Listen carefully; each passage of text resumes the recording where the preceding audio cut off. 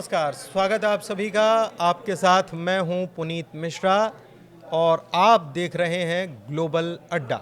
मेरे साथ मेरे सहयोगी आनंद प्रजापति भी मौजूद हैं और जैसा कि आप जानते हैं ग्लोबल अड्डा में हम अंतर्राष्ट्रीय मुद्दों पर चर्चा करते हैं और इस वक्त अगर अंतर्राष्ट्रीय मुद्दों में सबसे ज़्यादा चर्चा या ये कहें कि किसी एक मुद्दे पर अगर नज़र सभी की टिकी हुई है तो वो मुद्दा है एक मीटिंग का जो अलास्का में होने वाली है, एंकरेज में होने वाली है। ये मीटिंग होने वाली है ट्रंप और पुतिन के बीच में। इस मीटिंग के पहले की अगर आप इसके इतिहास में जाएंगे, पीछे जाएंगे तो आपको याद होगा कि ये सऊदी अरब में मीटिंग होने वाली थी और उसको महीनों बीत गए और अब जाकर ये एंकरेज शहर में ट्रंप और पुतिन मिल रहे हैं। किस बात को लेकर?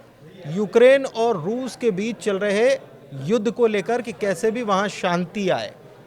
इस बीच आपको याद होगा कि कुछ दिन पहले स्टीव विटकॉफ जो हैं वो पहुँचे थे पुतिन के पास और उनको एक ऑफ़र पेश किया था कि शांति के लिए ये ऑफ़र है और आप अगर इस पर राज़ी होते हैं तो फिर ट्रंप से मुलाकात करें। तो अब ट्रंप से मुलाकात होने वाली है, तो इस बीच क्या खबरें आ रही हैं, क्या मैसेज जा रहा है रूस की तरफ से, क्या क्या चीज़ें हो रही हैं, क्या डेवलपमेंट हो रहे हैं, इसको हम समझेंगे मेरे सहयोगी आनंद से।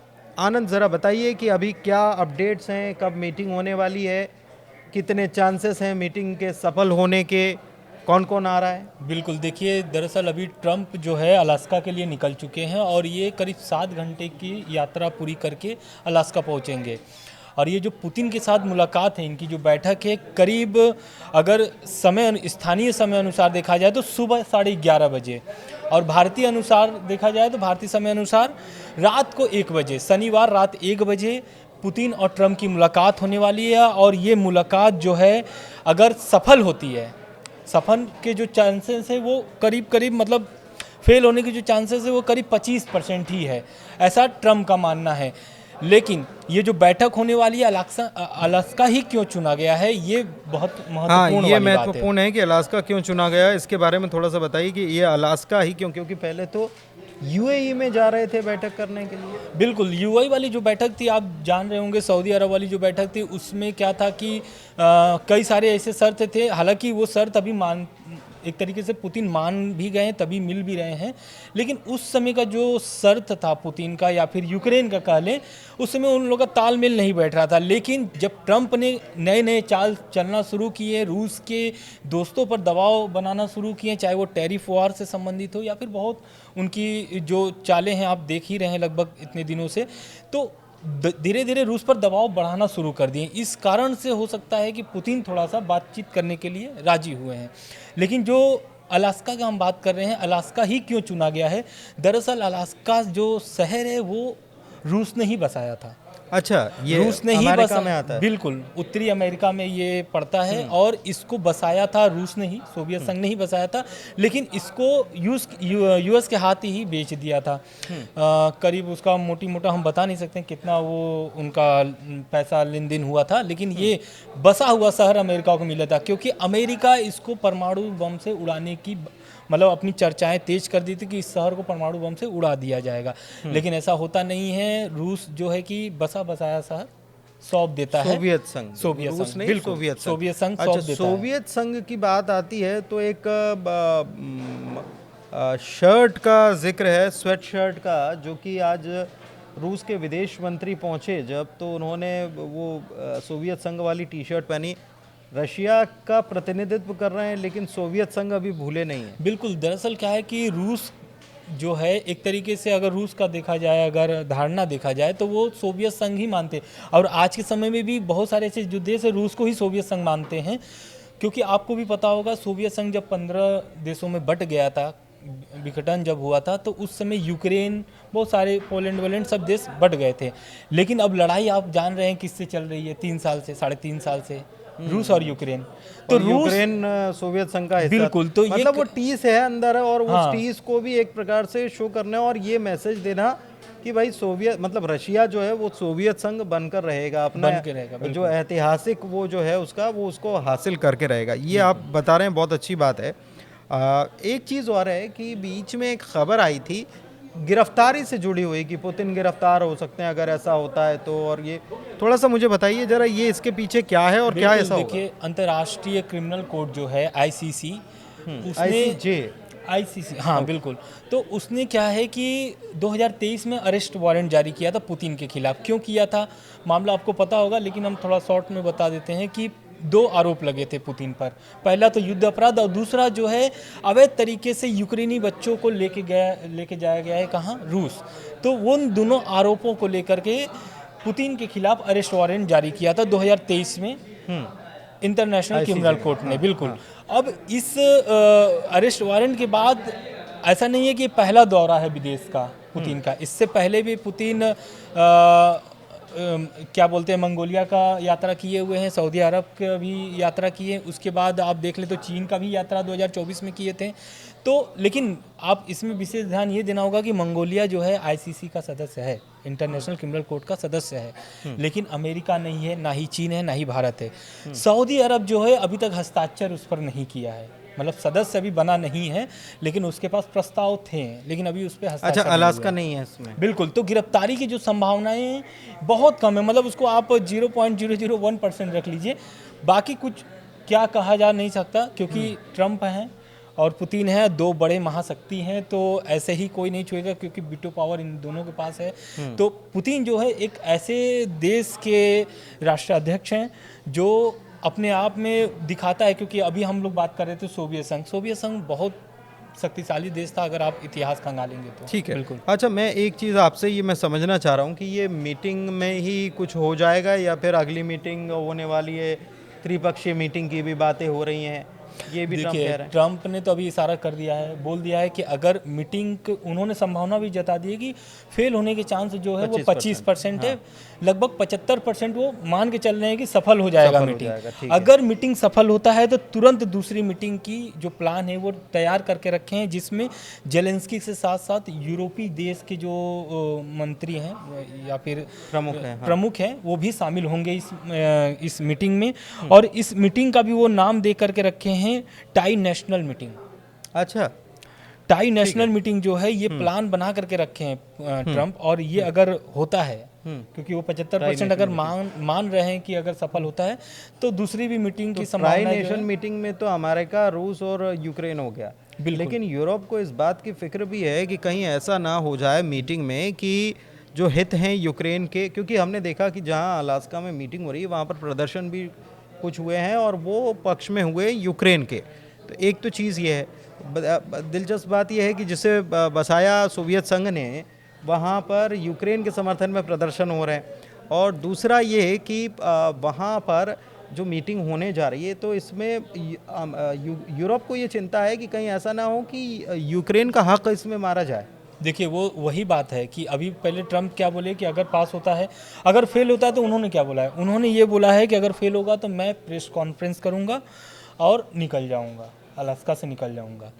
लेकिन अगर पास होता है या फिर सफल होता है मीटिंग, तो उन्होंने वही शर्त वाली बात कही है कि अगर जो पहले सऊदी अरब वाली मीटिंग में जो बात रखी गई थी कि ज़मीन का आदान प्रदान पर सहमति दोनों देशों को होना मतलब पड़ेगा। वही स्टीव विटकॉफ ने भी जो प्रपोजल दिया था बीते दिनों, उसकी हमने चर्चा की थी, हमारे सहयोगी अंकुर जी जो हैं उनसे हमने चर्चा की थी, और उन्होंने भी बताया था कि भाई ये एक ऑफ़र किया गया कि भाई आप जो हिस्से आपके कब्जे वाले हैं उनको आप रखोगे, आपके ऊपर धीरे से बैन भी हटाया जाएगा, लेकिन नेटो का विस्तार हो इसको लेकर कोई सहमति नहीं बन रही है, या इसको लेकर हम मानेंगे। लेकिन एक चीज़ है कि ट्रंप एक तरफ क्रेमलिन की तरफ से या प्रेसिडेंट पुतिन के दफ्तर की तरफ से ये कहा जाता है कि हम सराहना करते हैं, ट्रंप शांति के प्रयास कर रहे हैं, दूसरी तरफ ट्रंप ये कह रहे हैं कि हमने जो प्रेशर क्रिएट किया है उसका असर रूस पे पड़ा और वो बातचीत के लिए राजी हुआ।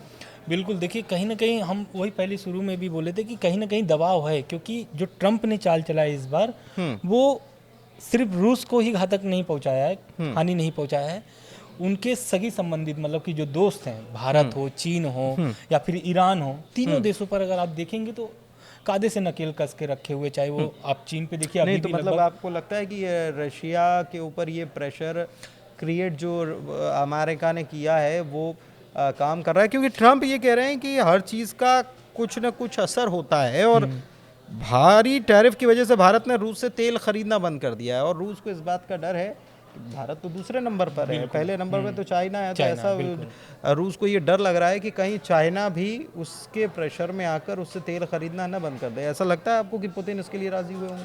पुतिन इसके लिए तो राजी नहीं हुए, क्योंकि आप कभी भी उनका मीटिंग, अगर ट्रंप और पुतिन की मुलाकात का आप देखेंगे कहीं भी, अगर पूरा निष्कर्ष निकालेंगे तो पुतिन ही भारी पड़े हैं। और यही कारण है कि आप देखिए 3-3.5 साल से युद्ध चल रहा है, और लेकिन कई बार प्रयास किए ट्रंप ने मीटिंग के लिए। आप जो बाइडन की गवर्नमेंट देख लीजिए या फिर ट्रंप की गवर्नमेंट जो आई है, ट्रंप भी जो बोले थे 100 दिन का टारगेट लेकर के चले थे कि 100 दिन में हम पूरे देश में शांति ला देंगे, जहां भी युद्ध चल रहे हैं सबको खत्म कर देंगे। लेकिन 100 दिन बीते, काफी दिन हो गए, अभी तक कोई भी सफलता हाथ नहीं लगी ट्रंप को। ऐसे भी पाकिस्तान देख ही रहे हैं कि नोबेल पुरस्कार के लिए, शांति नोबेल पुरस्कार का एक तरीके से वाहवाही करने के लिए, अब ट्रंप खुद चाहते हैं कि उनको शांति नोबेल पुरस्कार मिले, और उसी प्रयास को लेकर के ये सब।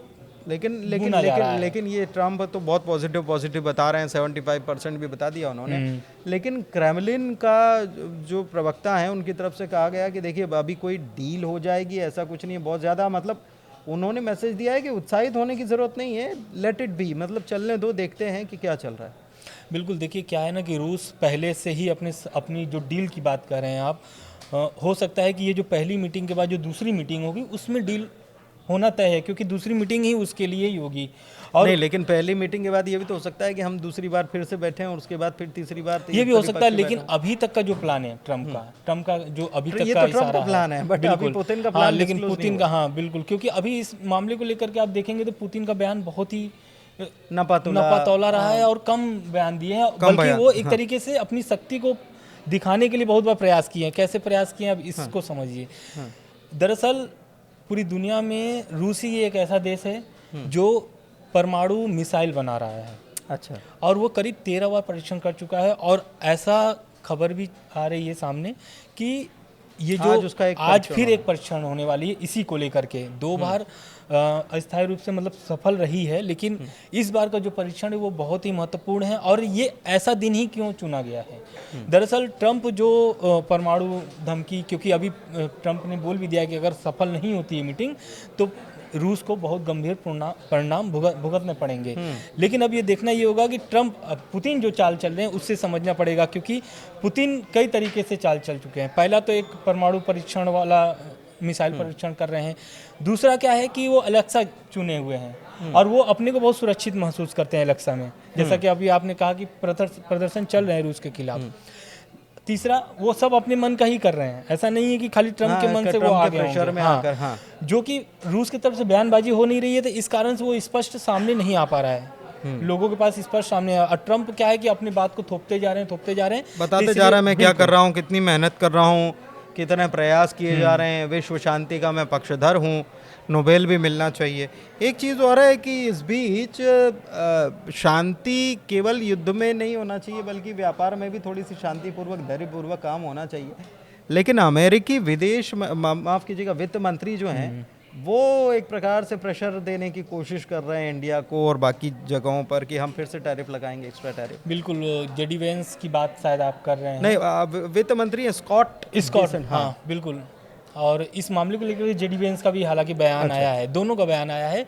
और ये स्पष्ट उन्होंने कह दिया कि अगर रूस और जो अमेरिका की बातचीत चल रही है, मुलाकात होगी पुतिन और ट्रंप की, सफल नहीं होती है तो भारत पर फिर से टैरिफ जो है और बढ़ाया जाएगा, थोपा जाएगा। ऑलरेडी आप लोगों को पता होगा कि 25% का टैरिफ लगा हुआ है। 27 अगस्त से दूसरा जो टैरिफ है 50 टैरिफ लग जाएगा। चीन पर अभी वर्तमान समय में 30% का टैरिफ लगा हुआ है। बाकी 90 दिन का टाल दिया है, 90 दिनों के लिए चीन के लिए। तो कुल मिलाकर ये है कि वो एक प्रकार से वो ट्रंप जो है वो टैरिफ वॉर खेल करके, और वो ये मानकर चल रहे हैं कि पुतिन इसके दबाव में आकर के और चीज़ें सुलझाने की कोशिश करेंगे, लेकिन पुतिन की चाल अभी समझ में बिल्कुल नहीं आ रही है। तो कुल मिलाकर ये देखिए पुतिन क्या करते हैं, कैसे करते हैं, जैसे ट्रंप क्या करते हैं, कैसे बोलते हैं, कब क्या कह दें, ये आपको समझ में नहीं आएगा। बोलते बहुत हैं, बताते बहुत हैं, लेकिन समझ आप नहीं पाएंगे कि उनके दिमाग में क्या चल रहा है। पुतिन कम बोलते हैं, बताते भी ज़्यादा नहीं हैं, और तब भी आपके दिलचस्प बात यह है कि तब भी आपके समझ में नहीं आ रहा है कि उनके दिमाग में क्या चल रहा है, लेकिन कुल मिलाकर उनकी बॉडी लैंग्वेज या अभी तक जो मैसेजिंग उनकी तरफ से पहुंचाई गई है वो यही पहुंचाई गई है कि देखिए अभी बहुत जल्दबाजी में किसी अनुमान को लगाना या किसी नतीजे पे पहुंच जाना वो बहुत जल्दबाजी होगी। अभी बहुत बिल्कुल प्राइमरी लेवल पर हम बात कर रहे हैं। कुल मिलाकर अभी अपडेट यही सामने आया, उसके बाद जब मीटिंग होगी तो उसकी अपडेट भी आप तक पहुंचाएंगे। बहुत शुक्रिया आज इस चर्चा में शामिल होने के लिए, इस बातचीत को समझने सुनने के लिए। अपने कमेंट्स हमें ज़रूर बताइएगा। धन्यवाद। धन्यवाद।